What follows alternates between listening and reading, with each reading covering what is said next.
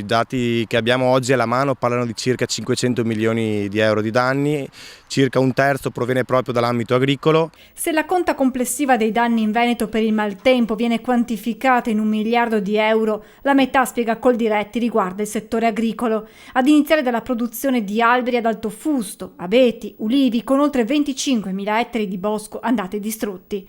Bellunese e Vicentino le aree maggiormente colpite. Passiamo dall'Asiago, dalla zona del Vicentino, poi al nostro Bellunese, interessando sicuramente le aree della silvicoltura bellunese in primis, passando poi per le malghe d'alpeggio, agriturismi, di conseguenza grossi allevatori e produttori di latte si sono trovati diversi giorni senza corrente elettrica, quindi impossibilitati alla mungitura delle stalle e quindi a tutto il ciclo produttivo. Anche Basso Rodigino e Trevigiano devono fare i conti con le conseguenze delle piogge e del vento della scorsa settimana. Per l'esondazione di qualche parte del Po si è persa anche una produzione delle cozze della zona, diciamo, della parte bassa, e sicuramente qualcosa ha colpito anche in provincia di Treviso, avendo esondato nella golena del Piave, nella zona di Ponte di Piave, nei vigneti antistanti.